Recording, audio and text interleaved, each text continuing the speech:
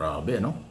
Tuloy-tuloy po yung nadidiscover ni Secretary Vince Dizon ng Department of Public Works and Highway. Talagang kanyang sinusunod ang sabi sa kanya ng Pangulo, order ni Pangulong Marcos sa kanya, linisin mo ang DPWH. Kaya nga iniikot niya ang halos buong Pilipinas at kanyang pinag-report, sinasabihan, winawarningan, okay, kung ano ang nangyari talaga sa buong bansa. At ito ang kanyang nadiskubre. Mayroon daw 8,000 na mga project. Flood control project pa lang ito. Ganun karami, no? 8,000. Ganun bang karami ang binabaha sa atin? Kailangan ng flood control. Pero okay lang kung ganyan karami. Basta mahalaga magawa. Ang problema hindi. Doon po sa 8,000 ang nadiskubre until now. As of now. 421 ghost flood control project. Multong project. Bayad, ginastusan ng pera natin, pero walang project. 421 project. Aba, kung halimbawa, 100,000, 100,000,000 ang bawat isa. Napakalaking pera niya. Kung 1 billion bawat project, lalong malaking pera yan. Ganong katindi. At hindi ito ginawa ng overnight lang o isang linggo lang. Again, ang tanong, bakit hindi na-monitor ito? Anong ginagawa ng dating Secretary Manny Bunuan? At ano ang ginagawa ng dating Secretary, now Senador si Villar? Sila yung magkasunod na Secretary. At saka yung ngayon ni Congressman na taga Leyte, Congressman Secretary Mercado.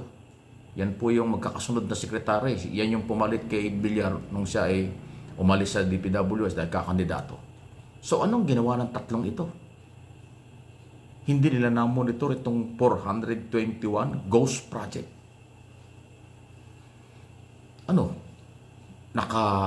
Nagpapalamig lang sila sa kanilang mga opisina at naniniwala lang sa mga report ng mga district engineer, regional director, walang ocular inspection, walang monitoring. Bakit na? Alam mo kung nakalusot 2, 3 ghost project, pwedeng sabihin nakaligtaan lang. Pero 421 project, yung pinaglagyan ng daan-daang milyon o bilyon, tapos bayad, walang ginawang project, kaya nga ghost project. Ganun pong kagarapal sila. Ganun po ang kailang kapabayaan. Kaya itong si Villar at saka si Bunuan dapat talagang kinakasuhan itong dalawang ito. Kapabayaan. Walang kakwenta-kwentang opisyal ng DPWH dahil dito sa nangyaring ito. Kung itong si Secretary Dizon, ilang buwan pa lang, kung di ako kakamali, parang 3 months pa lang na nakapwesto, na-discover niya ang karaming ganitong 421 ghost project. Samantalang si Villar halos 6 na taong na sekretary dyan. Itong si Bunuan ay 3 taong sekretary. Wala kayong na-monitor. Anong mga bulag ba kayo? Nagbubulag-bulagan ba kayo? Wow! Nakakalungkot, nakakagalit. Mabuti nilang po at sinusunod na ni Dizon ang order ng Pangulo na linisin. So, kung ganyan karami, 421 ghost flood control project, ilang bilyong pera ang nawala dito. Kaano karaming sakahan, ari-arian, buhay ang nawala dahil sa pagbaha. Ganyan pong katindi. Kaya hindi natin masisi na rin yung international community. Wala nang tiwala sa Pilipino. Walang tiwala sa Philippine government ngayon. Dahil na-discover at na-monitor ang matinding korupsyon. Nasira na tayo. Sana maibalik natin kung paano, hindi ko alam. Sana maibalik pa rin yung tiwala ng international community dito sa nangyayaring ito. Hindi po biro. Patuloy po na-discover. Ibig sabihin yung mga regional director, district engineer, naging inutil kung hindi man lahat. Naging kasapakat. Hindi lang Bulacan, hindi lang Pampanga, hindi lang Mindoro, Buong Pilipinas itong na-discover. As of now, 8,000 project. Tapos 421 yung ghost project. Walang ginawa pero bayad. Binayaran ng buwis ng bayan. Or inutang ng gobyerno.